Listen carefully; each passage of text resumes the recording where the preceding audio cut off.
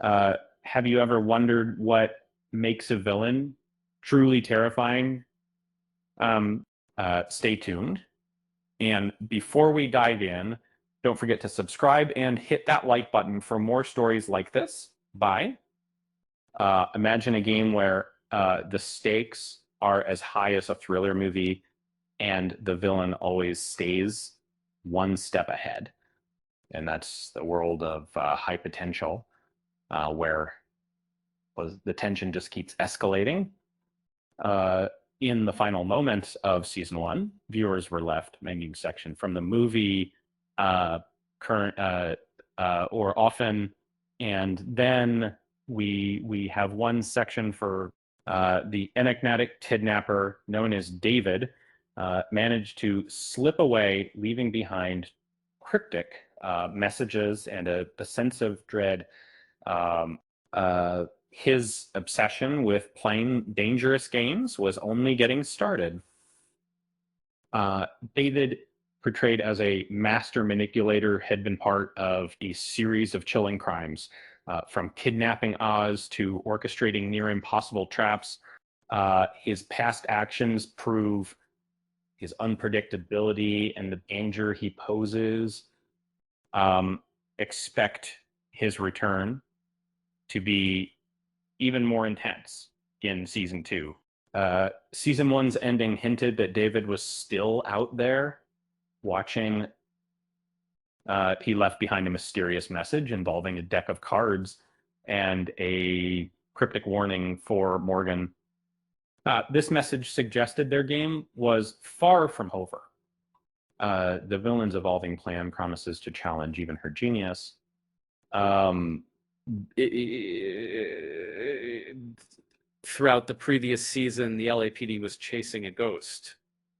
And uh, David cleverly assumed identities, slipping through police lines like a shadow. His fixation on Morgan grew, heightening the suspense with every move he made. He's not just about chaos, but about making Morgan his perfect opponent. Interestingly, David seems more captivated by Morgan's intellect than by her directly. His admiration for her brain has shifted his focus from targeting her to measuring himself against her skills. But beware, he isn't just playing a game, he might change his tactics entirely. Although his focus is on Morden, targeting her loved ones is less straightforward. Her children are young and protected, making them less vulnerable to his schemes.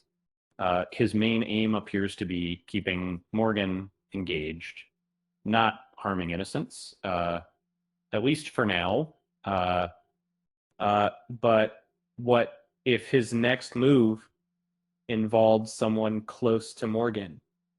And Ludo, her ex-husband, stands out as a prime candidate. He's been a dependable father figure to her kids and has shown his strength and loyalty in tough times. Ludo's deep bond with Morgan makes him a golden target for David. Perhaps the villain will try to manipulate or even threaten him to lure Morden into his trap.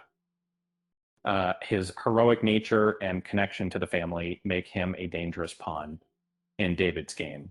And honestly, Ludo's the kind of guy who'd run into a burning building unless David has a plan to turn his heroism into a weakness.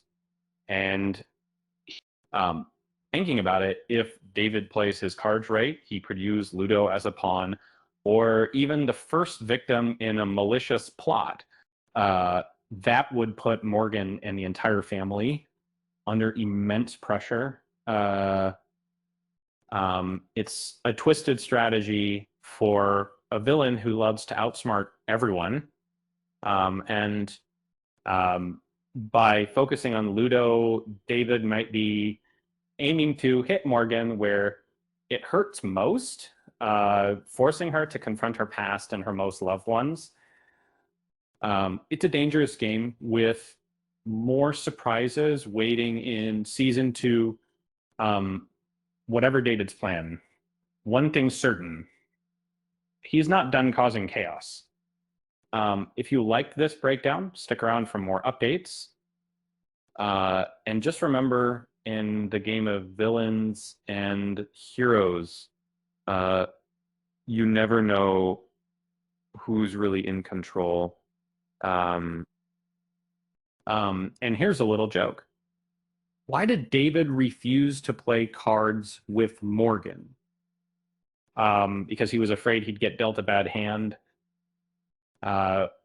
With that said, thanks for watching, and until next time.